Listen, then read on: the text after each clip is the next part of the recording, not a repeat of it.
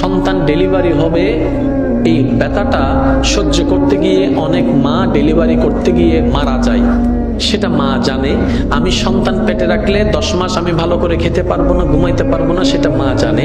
তারপরও সন্তান পেটে নেওয়ার জন্য মা দ্বিধাবোধ করে না, দ্বিমত পোষণ করে না। ডেলিভারির সময় মা মারা যাওয়ার সম্ভাবনা 80%, সেটা মা জানে। ব্যথা সহ্য করার মতো না, সেটা মা জানে। তারপরও মা হাসি মুখে সন্তান পেটে নিচ্ছে, ডেলিভারির জন্য প্রস্তুতি নিচ্ছে।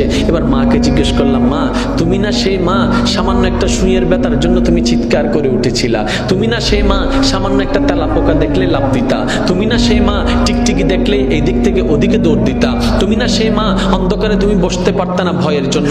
আজকে তুমি নিজের জানের রিস্ক নিয়ে নিলা। তখন মা উত্তর দেয়, সন্তানের চেহারাটা এক নজর দেখার জন্য, সন্তানের চেহারাটা এক নজর দেখার জন্য।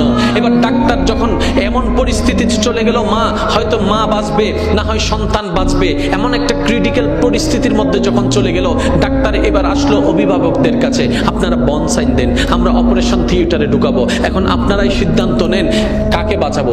মাকে বাঁচাবো নাকি সন্তানকে বাঁচাবো? একে জিজ্ঞেস করে এ বলে যে মাকে বাঁচাও, ও বলে যে মাকে বাঁচাও, ও বলে যে মাকে বাঁচাও, ও বলে যে মাকে বাঁচাও। কারণ সবার মাথার চিন্তা, মা যদি বেঁচে থাকে সন্তান আবার আসবে, মা যদি বেঁচে থাকে সন্তান আবার আসবে। সবার একটি কথা, মাকে বাঁচাও, মাকে বাঁচাও, মাকে বাঁচাও। এবার ডাক্তার কৌতূহল বশত মাকে একবার জিজ্ঞেস করলো, সবাই বলছে মাকে বাঁচাতে, একটু আপনি বলেন না আমরা এই দুইজনের ভিতর কাকে বাঁচাবো? আপনাকে বাঁচাবো নাকি সন্তানকে বাঁচাবো? তখন মা, একমাত্র মা, সে উত্তর দেয়, একমাত্র মা তখন চিৎকার করে বলে, ডাক্তার আমার সন্তানকে বাঁচান, আমার সন্তানকে বাঁচান, আমার সন্তানকে বাঁচান।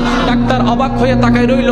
সবাই বলছে আপনার কথা, আপনি বেঁচে থাকলে তো সন্তান আরেকটা আসবে, আপনি কেন সন্তানের কথা বলছেন? এবার মা দুই চোখের পানি ছেড়ে দিয়ে বলে, আমি তো দেখেছি সূর্য কেমন, আমার সন্তান তো এখনো দেখেনি। আমি তো চাঁদকে দেখেছি, আমার মা সন্তান তো চাঁদকে দেখেনি। আমি তো খাবার খেয়েছি, আমার সন্তান তো এখনো খাবার খায়নি। আমি তো দুনিয়া দেখেছি, তারা তো এখনো দুনিয়া দেখেনি। আমি তো এগুলা দেখেছি, তারা তো সেগুলা দেখেনি। আমি তো এগুলা দেখেছি, তারা তো ওগুলা দেখেনি। আমি তো এগুলা খেয়েছি, তারা ওগুলা খায় নাই। আমি দুনিয়া দেখেছি, আমার সন্তান এখনো দুনিয়া দেখেনি।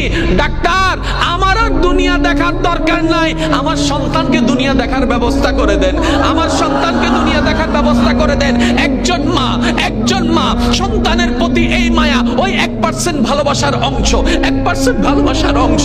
আপনার আমার নবী রাহমাতুল লিল আলামিন যখন এই হাদিস বর্ণনা দিলেন, এক ভাগ রহমত রেখে আল্লাহ পাক এক ভাগ রহমত পৃথিবীর মধ্যে রহমত ছড়াই দিয়েছেন, 99 ভাগ রেখে দিয়েছেন। সাহাবায়ে কেরাম আদবের সহিত আরজি করলেন, ইয়া রাসূলুল্লাহ, ইয়া রাসূলুল্লাহ, ওই এক ভাগ রহমতের যদি এত ভালোবাসা, এত মায়া, এত টান, এত আবেগ, এত মহব্বত যদি হয়, এই 99 ভাগ আল্লাহ কেন রেখে দিয়েছেন? তখন রহমাতুল লিল আলামিন বলেছেন, রহমাতুল লিল আলামিন বলেছেন, ওরা আমার সাহাবারা শোনো, এই বাকি 99 ভাগ রহমতকে আল্লাহ হাসরের জন্য রেখে দিয়েছেন, হাসরের জন্য রেখে দিয়েছেন, হাসরের জন্য রেখে দিয়েছেন। সাহাবায়ে কেরাম বলে, ইয়া রাসূলুল্লাহ, এই 99 রহমত কেন রেখে দিয়েছেন?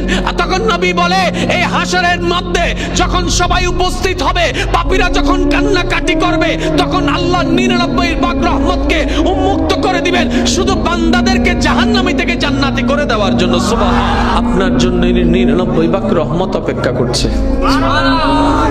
আর একটু জোরে, এক ভাগের ভালোবাসা যদি এমন হয়, এক ভাগের ভালোবাসা যদি এমন হয়, 99 ভাগ, আপনি কেন ভাবছেন আপনি জাহান্নামে যাবেন? কেন আপনার ভাবনা আপনি জাহান্নামে যাবেন? আপনি না রবের বান্দা? রবের বান্দা তো জাহান্নামে যায় না রে ভাই। আপনি না শেষ নবীর উম্মত? শেষ নবীর উম্মত কেমনে জাহান্নামে যায়? কিছু কাজ করেন না, অনেক তো হলো, অনেক তো দুনিয়া করলেন, অনেক তো দুনিয়াকে অর্জন করলেন। এই দুনিয়া না একদিন লাথি মেরে দিবে, এই দুনিয়া না পিঠের পিছনে একদিন ছুরি মেরে দিবে। করলাম তো অনেকদিন, কি লাভ হলো? অতীতে যারা করেছে কি লাভ হয়েছে? আসেন না একবার রবের দিকে, আসেন না একবার নবীর দিকে, দেখবেন আপনার দুনিয়া অর্জন হয়ে যাবে, পরকাল সজ্জিত হয়ে যাবে। আমরা এই বুঝগুলা বুঝি না বলে অর্জনও করি, লাথিও খাই। জাস্ট একটা উদাহরণ দিচ্ছি আপনাদেরকে। বাবা সম্পত্তি উপার্জন করে কার জন্য? সন্তানের জন্য। একদিন কিন্তু এই সন্তানেই বাবার উপর জম হয়ে যায়। কেমন? এই সন্তান পড়ালেখা করেছে বাবার টাকায়।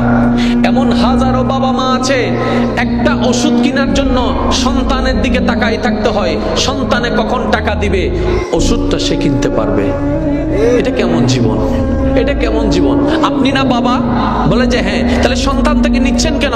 বলে যে আমি তো এখন কামাই না। আমি বললাম আপনি সিস্টেমেই জানেন নাই ভাইজান। আপনি অতটুক কামান, অতটুক ব্যবস্থা করেন, আপনি সন্তানকে দেন, কিন্তু আপনি মরণ পর্যন্ত যেন কারো থেকে টাকা চাইতে না হয়, কারো টাকায় ওষুধ কিনতে না হয়, ওই রকম এবিলিটি নিজের মধ্যে তৈরি করে ফেলুন।